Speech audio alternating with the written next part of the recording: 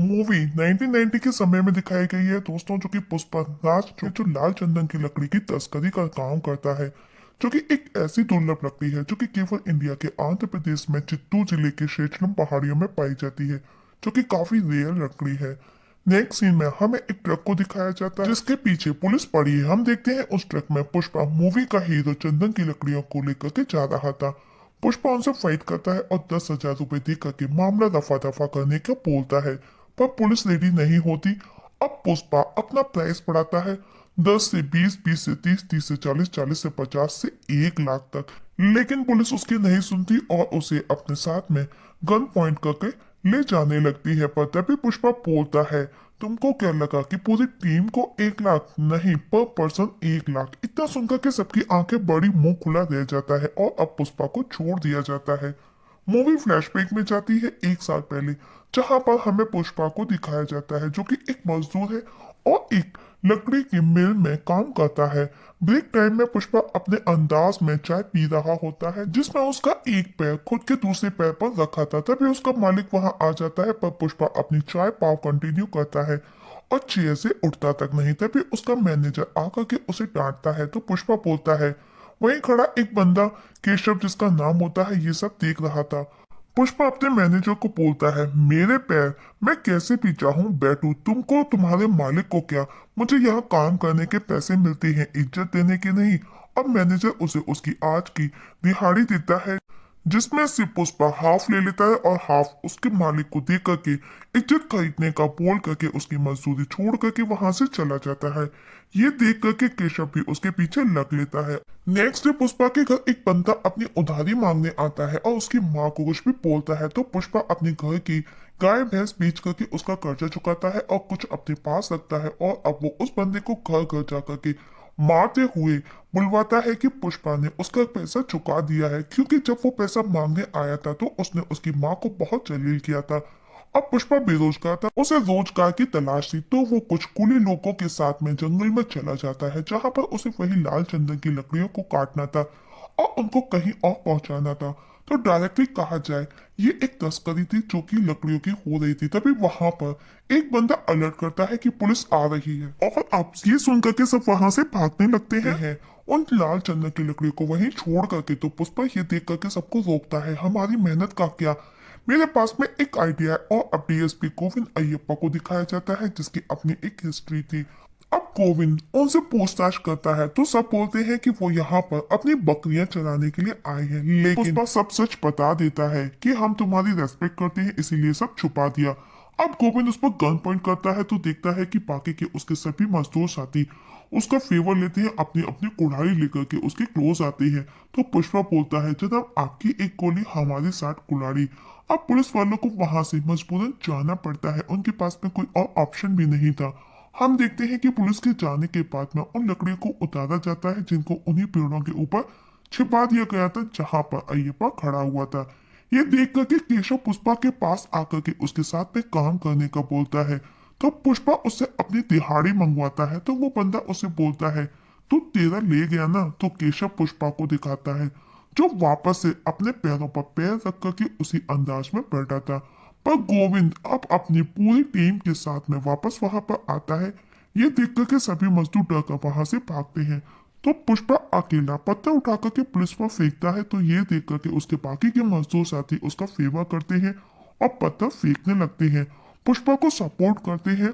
पर गोविंद भी हार नहीं मानता और वो फायरिंग करता हुआ आगे बढ़ने लगता है। पुष्पा भी पीछे नहीं हटता, क्योंकि ट्रक में लाखों का माल भरा था। तो अब पुष्पा खुद उस ट्रक को लेकर के दौड़ जाता है और अब पुष्पा पुलिस के हाथ में होता है, पर ट्रक नहीं। अब गोविंद उसे पुलिस स्टेशन ला करके उसे मार मार करके उस ट्रक का पूछता है और मार मार करके पुलिस वाले थक चुके थे। पर पुष्पा कुछ भी नहीं बताता और वो सिर्फ स्माइल पास करता है। गोविंद उसे बार बार उसके मालिक का पूछता है, तो पुष्पा बोलता है, मैं ही हूँ अपना खुद का मालिक। तभी एक और ऑफिसर आकर के पुष्पा से उसके बैकग्राउंड के बारे में पूछताछ करता है, जैसे कि उसका नाम, उसका घर, फैमिली। ये सुनकर के पुष्पा को अपना पास्ट याद आता है। इस तरह की स्टोरी फ्लैशबैक में दिखाई जाती है, जहाँ पर पुष्पा की माँ उसका स्कूल में एडमिशन कराने आई है, जहाँ पर टीचर उसके फादर का उसको नाम पूछते हैं। तभी वहां पर उसका सौतेला भाई आता है और पुष्पा और उसकी माँ को बहुत कुछ बोलने लगता है। मतलब हम देखते हैं कि पुष्पा की माँ का एक आदमी से अफेयर था और दोनों ही एक दूसरे को बहुत प्यार करते थे, लेकिन उन्होंने शादी नहीं की थी और पुष्पा उसी शख्स का बेटा था। और वो बंदा गांव का सबसे ज्यादा इज्जतदार और पैसे वाला शख्स था। नेक्स्ट सीन में हमें तीन लोगों को दिखाया जाता है। फर्स्ट जॉली रेड्डी, जिसे लड़की और शराब से फुर्सत नहीं है, शादी किसी की भी हो पर सुहागरात वही मनाएगा। दूसरा जक्का रेड्डी, जो कि लाल चंदन की लकड़ियों का पूरा वही खाता वही देखता है। तीसरा कोंडा रेड्डी, जो कि पूरे गैंग का लीडर है। पुष्पा जो काम करता है वो इन्हीं तीनों भाइयों के लिए करता है। जब उन्हें पुष्पा का पता चलता है तो जक्का जॉली दोनों पुलिस स्टेशन पहुंचती हैं और उससे उस ट्रक को पूछती है, तो पुष्पा भी उसके बदले उनसे 5 लाख की डील करता है। वो दोनों भाई रेडी हो जाते हैं और अब पुष्पा उन दोनों को उसी जगह लेकर के जाता है जहां पर उसने वो ट्रक छिपाया था। मतलब उसने उस दौरान ट्रक को एक कुएं में गिरा दिया था। अब उस ट्रक को निकाल लिया जाता है और डील के अकॉर्डिंग उसे 5 लाख रुपए दे करके ऊपर से वो 100 रुपए उसे एक्स्ट्रा दे करके बोलते हैं कि ऑटो से आ जाना, और वहां से चले जाते हैं। अब पुष्पा को यह देख करके गुस्सा आता है और वो केशव को पूछता है कि वो गाड़ी कितने रेट तक की होगी। जब केशव बताता है 5 लाख रुपए, तो वो उसे 5 लाख रुपए दे करके वो गाड़ी लाने का बोलता है, क्योंकि उसका कहना था कि वो जिस गाड़ी से आया था वो उसी में वापस जाएगा। और केशव भी वो गाड़ी लेकर के आ जाता है। पुष्पा वो गाड़ी लेकर के अपनी माँ से मिलने जाता है। इवन वो अजय के पास, जो कि सौतेला भाई था, उसके पास लेकर के पहुंचता है और उसे जेलस फील कराता है। और अब वो कोंडा रेड्डी के पास पहुंचता है जहां पर कोंडा अपने आदमियों पर गुस्सा कर रहा था, क्योंकि अब उसका माल पुलिस के हाथों लगने लगा था। गोविंद उनके माल के पीछे पड़ा था। तब पुष्पा बोलता है उसके पास में प्लान है, अगर वो उसके प्लान से काम करते हैं तो उनका माल कोई भी नहीं पकड़ सकता। कोंडा के भाई उस पर गुस्सा करते हैं कि वो एक मजदूर है, और उसका प्लान सुनकर के कोंडा अब अपना चंदन की लकड़ियों का काम पुष्पा को सौंप देता है। अब पुष्पा भी अपने काम पर फुल फ्लैश के साथ में लग जाता है और दूध के टैंकर में लकड़ियों को बॉर्डर पास कराने लगा था। गोविंद की नजरों के सामने से वो चेक पोस्ट पार करती है। कोंडा पुष्पा के काम से बहुत खुश होता है और उसे 5 लाख रुपए देता है, पर पुष्पा उसके बदले 4% मांगता है। कोंडा दीदी उस पर हंसता है और वो उसे 4% दे देता है, क्योंकि 4% 5 लाख से कम थे। अब केशव पुष्पा को बोलता है कि आपने अपना नुकसान कर लिया, तो पुष्पा बोलता है वो 5 लाख रुपए लेकर के मैं उसका मजदूर बन करके रह जाऊंगा, और अगर मैं परसेंट लेता हूँ तो उसका हिस्सेदार मीन्स मैं पार्टनर बनूंगा, मीन्स ऑनर। अब मूवी में हमारी हीरोइन मीन्स दोस्तों श्रीवल्ली को दिखाया जाता है, जो कि आजकल बहुत ज्यादा फेमस हो रही है, जिसे देखते ही पुष्पा को उससे प्यार हो जाता है। पुष्पा उसके आसपास रहने का कोई भी बहाना नहीं छोड़ता, पर श्रीवल्ली उसे पलटकर तक नहीं देखती। पुष्पा उसे हर जगह फॉलो करता था और हर बार केशव को पूछता है, देखा क्या उसने मुझे। एक दिन श्रीवल्ली अपने फ्रेंड्स ग्रुप के साथ में मूवी देखने जाती है जहां पर पैसे कम पड़ते हैं। ये देख करके केशव उनके पास जाकर के बोलता है कि वो उनको 1,000 रुपए देगा, पर उसके बदले उससे मीन श्रीवल्ली को, उसके बॉस को, पुष्पा को हंस करके देखना होगा। श्रीवल्ली पहले तो नहीं मानती, पर उसकी फ्रेंड्स उसे फोर्स करती हैं और वो रेडी हो जाती है। नेक्स्ट डे श्रीवल्ली पुष्पा को देख करके स्माइल पास करती है। पुष्पा बहुत खुश था और वो उससे बात करने की कोशिश करता है, तो वो उसे सब सच बता देती है, जिस पर पुष्पा केशव को बहुत मारता है और वो उसे बोलता है अब इज्जत का सवाल है। 1,000 रुपए में अगर वो स्माइल पास कर सकती है तो वो 5,000 रुपए में उसे किस्त दिलाने का बोलता है। एक दिन गोविंद कोडा का माल पकड़ लेता है, क्योंकि उसे उस दूध के टैंकर का सीक्रेट समझ आ चुका था, और अब वो उस टैंकर के ड्राइवर को पकड़ करके पूछताछ करता है, कि जिसमें एक बंदा श्रीवल्ली का फादर भी होता है। अब गोविंद उन दोनों से एक समझौता करता है कि अगर वो उससे इंफॉर्मेशन प्रोवाइड करती है तो वो उन दोनों को जाने देगा। अब हमें मंगल सीनू को दिखाया जाता है, जो कि कोंडा गैंग का बॉस था। मंगल सीनू कोंडा से लकड़ियां छुपाने को लेकर के बात करता है, जिन्हें वो उसी के अंडर रखेगा, जिसके प्रोटेक्शन के लिए उसे एक ऐसा शख्स भी चाहिए जो उसकी देखभाल कर सके। कोंडा को सीधा पुष्पा का ख्याल आता है, क्योंकि उसके सिवाय ऐसा कोई और नहीं था, क्योंकि सीनू को उसके पार्टनर ने धोखा दिया था और वो उससे अपना माल छिपाना चाहता था।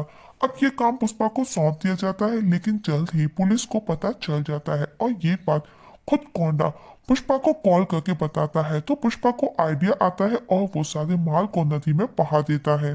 ये देख करके जॉली कोंडा को कॉल करके बोलता है पुष्पा पागल हो गया है, वो सारा माल नदी में फेंक रहा है, जिस पर कोंडा बोलता है अगर हमारा माल पकड़ा जाता है तो हम पुष्पा को ही फंसा देंगे। और अब जब पुलिस वहां पहुंचती है तो उनके हाथ में कुछ भी नहीं लगता। और हर बार की तरह गोविंद को देख करके पुष्पा बोलता है, आज आप फिर से लेट हो गए। वहीं दूसरी तरफ केशव डैम के पास पहुंच करके वहां के ऑफिसर को रिश्वत देकर के डैम को बंद कराता है और अब वो सभी लकड़ियां वहीं रुक जाती हैं। इस तरह पुष्पा सीनू का माल डूबने से बचा लेता है। इस खुशी में सीनू उसे सेलिब्रेट करता है। उस दौरान पुष्पा दो लोगों को बात करते हुए सुनता है कि 1 टन के 2 करोड़ लेता है सीनू, जिसका सिर्फ 25 लाख रुपए कोंडा को मिलता है। अब ये बात पुष्पा कोंडा को बोलता है तो कोंडा उल्टा पुष्पा को बोलता है कि तुम बात करो। अगर वो रेडी होता है तो वो उसका 50% उसे मिलेगा।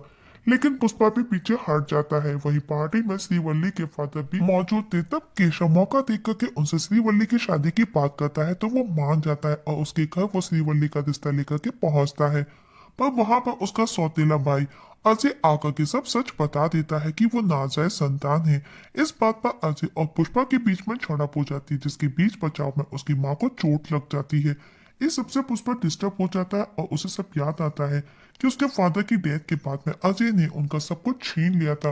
अब पुष्पा सीनों के पास पहुंचता है जहां पर कुछ लोग एक बंदे को मार रहे थे और पुष्पा की आंखों के सामने वो उस बंदे को जान से मार देते हैं।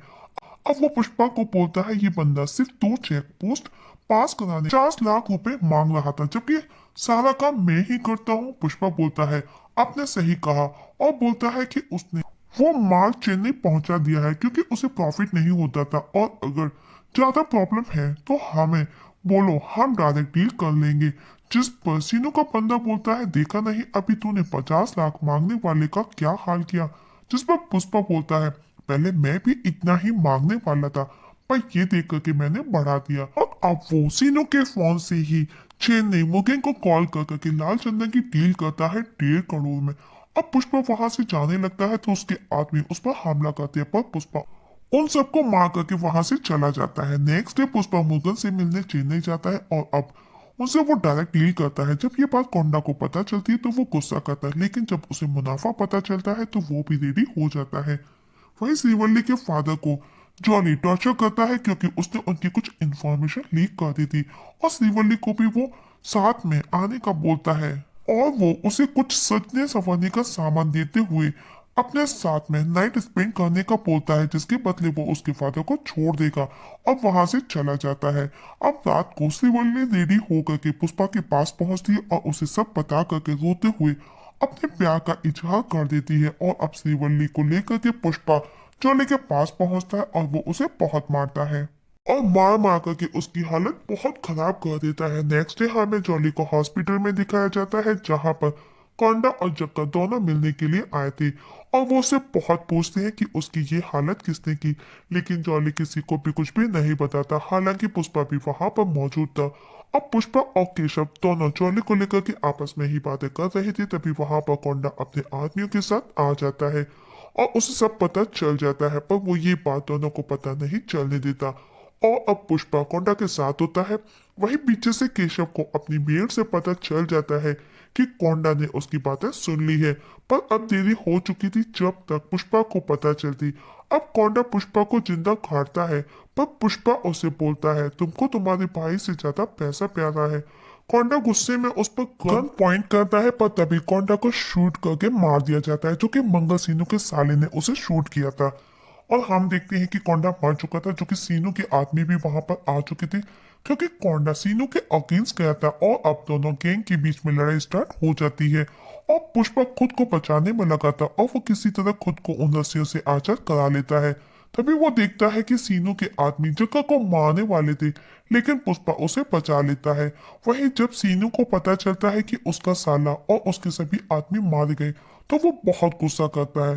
नेक्स्ट डे कोंडा के फ्यूनरल में मिनिस्टर भी आता है जहां पर सीनू पुष्पा और जक्का को लेकर के एक मीटिंग में होती है। अब पुष्पा सब सच बता देता है कि सीनू किस तरह से सबसे ज्यादा प्रॉफिट कमा रहा था, वो हम सबको धोखा दे रहा है। मैं इन लकड़ियों को हर स्टेट तक पहुंचा करके ज्यादा मुनाफा कमाना चाहता हूँ। इनकी डिमांड बहुत ज्यादा है जो कि रेयर है। सबकी बातें सुनने के बाद में मिनिस्टर ये सब पुष्पा को हैंड ओवर कर देता है। अब सब कुछ पुष्पा के अंडर आ चुका था, सब कुछ तेजी से होने लगा था, सबको सबका हिस्सा टाइम टू टाइम पहुंच जाता। पुष्पा की भी अपनी एक पहचान बन चुकी थी। वहीं सीनू की वाइफ दक्षिणायनी को दिखाया जाता है जो कि अपने भाई की मौत का बदला ना लेने पर वो सीनू का गला चाकू से काटती है और उसके आदमी समय पर आकर के उसे हॉस्पिटल लेकर के चले जाते हैं। पुष्पा की पावर को देख करके डीएसपी कोविंद भी रिजाइन कर देता है और उसकी जगह भंवर सिंह शेखावत की पोस्टिंग होती है, जिसका खुद का अपना एक रिकॉर्ड था।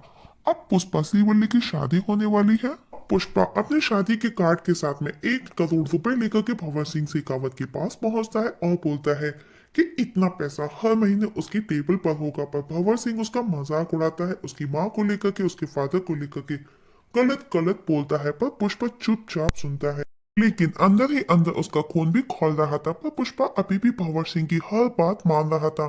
मानो कि पुष्पा भंवर सिंह के हाथ की कठपुतली हो। और आज पुष्पा की शादी थी, पर पुष्पा घर पर नहीं था और ना ही उसका किसी को कुछ पता था।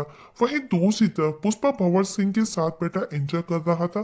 दोनों ड्रिंक कर रहे थे, बातें कर रहे थे, मानो दोनों क्लोज फ्रेंड हो। अब बातों बातों में पुष्पा उसे अपनी फर्स्ट मीटिंग की सभी बातें याद दिलाता है, जब भंवर सिंह ने उसकी माँ को लेकर के गलत गलत बोला था और उसे बोलता है कि वो आज तक सिर्फ अपनी माँ की खुशी के लिए चुप था और उसकी माँ पुष्पा की शादी देखना चाहती थी, इसीलिए वो भंवर सिंह के कपड़े उतारने को बोलता है और साथ में वो अपने कपड़े भी रिमूव करता है और दोनों के कपड़े जला देता है और बोलता है अगर आज मैं इसी हालत में सबके सामने जाता हूँ तो मुझे सब पहचान जाएंगे, लेकिन अगर तू आज ऐसे ही जाता है तो तुझे तेरा कुत्ता भी नहीं पहचानेगा।